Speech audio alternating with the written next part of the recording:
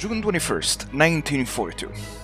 When Germany invaded the Soviet Union, its armies fielded over 3 million men and precisely 4,770 armored fighting vehicles spread along a 3,000 kilometers front line. And now, this week, almost 1 year after the beginning of Operation Barbarossa, the Germans begin the second phase of Case Blue, with 1.9 million men and precisely 4,309 armored fighting vehicles spread along a 300 kilometers long front line.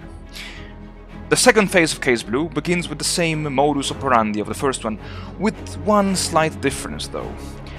This time around, there are no Soviet reserves, nor even the mud that can slow down the advance of the Panzers. And you know what? If it wasn't June 21st, 1942, for sure, it feels like it's June 22nd, 1941 all over again.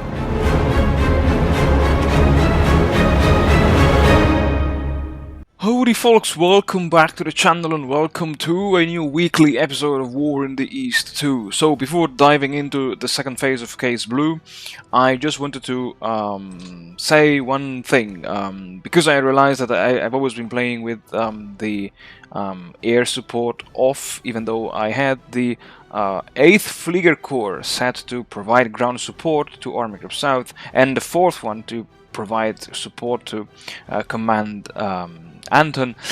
I realized too late that my planes were never flying any kind of mission, so I said, okay, fine, this week I want to try something different, which was to preemptively attack two specific hexes that I really wanted to break through this week, and these hexes were this one here and this one here, especially this one here, which has a level 3 fortification on a swamp.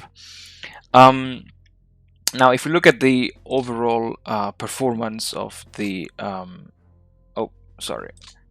Luftwaffe, is nothing, let's say, too great. Here, okay, they got bombed. Despite having set to bomb on day 1, day 4, and day 7, they only bombed twice per week. I don't know why, but overall, I mean, I inflicted just very tiny losses, and here, of course, I mean, my fighters turned out to be way superior. I would say no match for the enemy P40. Oh, the Land-Lease planes, by the way, and yeah. So decent amount of losses. Could have been. I was expecting something more. Interestingly, here, like I don't know why here it said to in interdiction, but I think because here the Soviets only had a level 1, or they have a level 1 fortification, and here they have a level 3. And despite the fact that here I have been using like planes equipped with 1,000 kilogram bombs to say soften up the enemy fortifications. But anyway, so the Soviets don't seem to have that many reserves behind the front line. I would say this is a naval rifle brigade. Here there is a rifle something. I just hope it's not a rifle corps. And while here they only have I would say an air HQ. And here they have some more troops, but overall I'm not too concerned about these. And reinforcements, no. Events, I didn't see any. Oh yeah, sorry, I already read them before off camera. And yeah, so let's see how far can we push. The push for the second phase of Case Blue will be much more troublesome, because I will have to get away from my supply bases, and here in the northern sector of the Don River there are absolutely no railways, there are no depots. Only I think von Kleist's 1st Panzer Army will be able to get resupplied. So either I can take Bokovskaya and just fly in air supplies, or I will have to take control of the railway line here and then just repair it and build depots and so on and so forth. So yeah, it's going to be interesting, the second phase of Case Blue. And yeah, we'll see. I don't know, I hope I can shrink a little bit the Red Army, also because despite enjoying a numerical superiority, now the Red Army is again inferior to me. But again, it is nothing too big, just 400,000 men. So the goal is always to surround and destroy and shrink the numbers of the enemy on the map before ideally driving into the Caucasus itself. Folks, thank you very much for watching, thank you very much for supporting the channel. I wish you the best and enjoy the video, and I'll see you all again, as always, next week. Alright folks, so just a couple of words before going, before leaving you with the rest of the episode. In the opening of this episode, I took care of some, let's call them administrative business, paperwork, or so to speak, which means to take care of the reserves arriving from Italy and yeah, mostly Italy, because and the Balkans, yes, and the Balkans.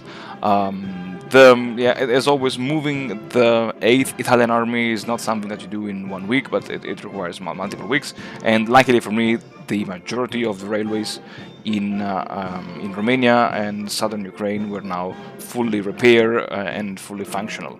I know that this was maybe kind of a boring phase, but for me it was crucial to show precisely where I was moving and what I was moving towards the front line.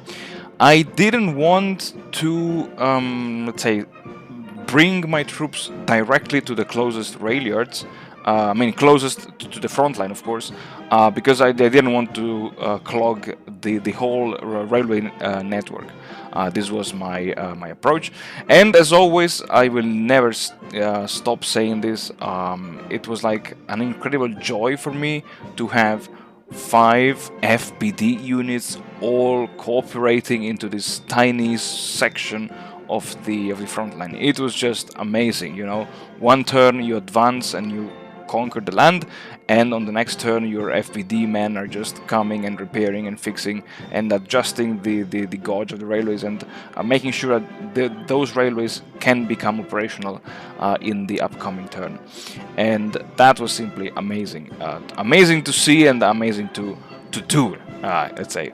And then when Case Blue began, it began, as I said in the introduction, just like the first phase of Case Blue, by following the rule of 3.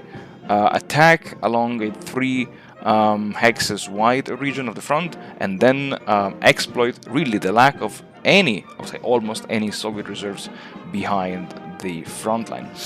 One thing that I noticed is that even though the men of the 6th Army did not have a full, let's say, complement of CPPs, they still managed to break through the Soviet lines, and this to me suggested that all those super crazy high insane numbers were just maybe, I don't know, a false intelligence, or I don't know, something that the Soviet AI, the Stavka, was trying to trick me, you know, because yeah, those troops simply vanished upon being attacked by the poorly rested men of the 6th Army.